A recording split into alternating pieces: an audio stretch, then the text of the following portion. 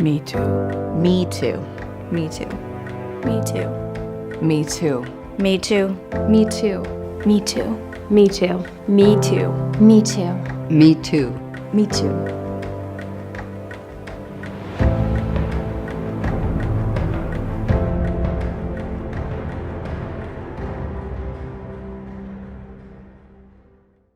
My name is Ramona Abbott, and this is my Me Too story.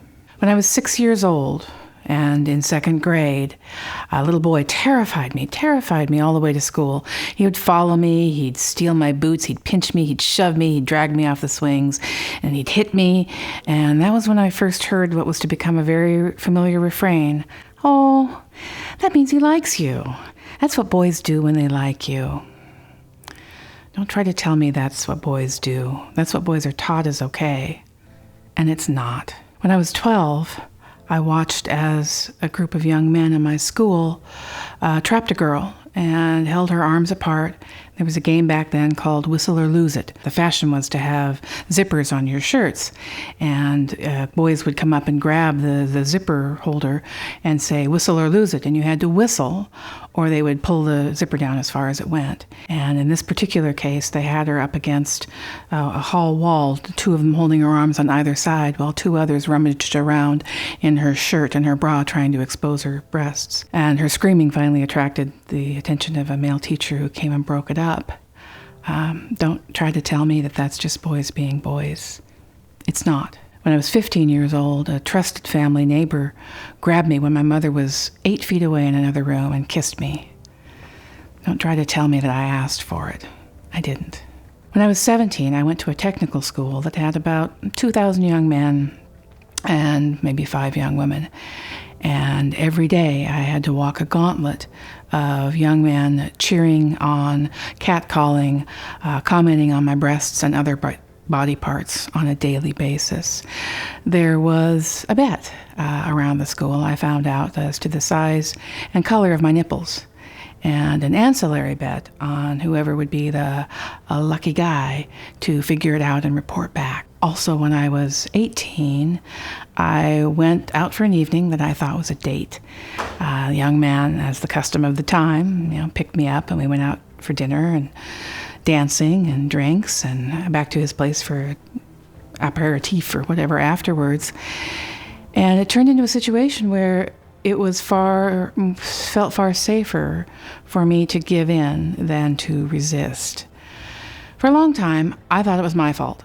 I had gotten in a car with him. I had gone with him to dinner. I had been drinking and dancing with him. I had gone back to his place. But the fact of the matter is there was exactly one person in the room that evening that wanted to have sex, and it wasn't me. So don't try to tell me that wasn't date rape.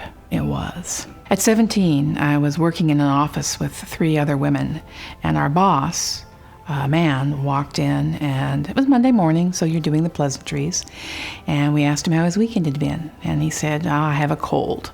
And we all expressed our sympathy, and then he stopped and he said, I hear sex cures colds. Who wants to help me cure my cold?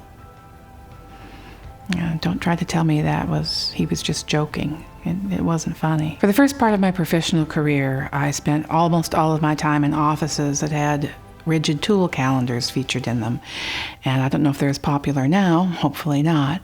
But at the time, think of a Playboy poster, basically, a young woman very scantily clad, posed very suggestively on tools such as jackhammers and the like. And in addition to that, everywhere I went on every job site, I was also followed by catcalls, hoots, hollers, comments on my body parts, the benefit of them, and or etc. Also, when I was 18, I was living in an apartment complex, and a young man knocked on the door one day. I didn't really know him. I'd seen him around the complex. It was in Phoenix, so it was sunny, swimming pools and the like. And he knocked on my door, and I opened it, and I was a little puzzled and said hello, and he said hi, and then he said, I just wanted to let you know we're having a wet t-shirt contest, and, I think you should enter, because I'm sure you'd win. And don't try to tell me that was a compliment, because it wasn't. When I was 25, a group of friends of mine and I went out dancing one evening, and I danced with a young man on the dance floor, as one does, and he followed me back to my table, and we were chatting, probably flirting a little bit.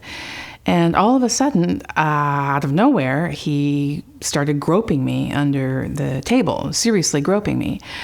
Horrified, I shoved his hand away, and I don't remember exactly what I said. Probably something placating, trying to make a joke out of it, because that's how I'd learned to deal with these situations.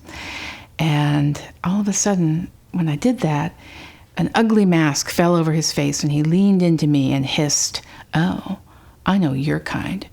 You're just a little cock tease, aren't you?" Well, I was quite startled.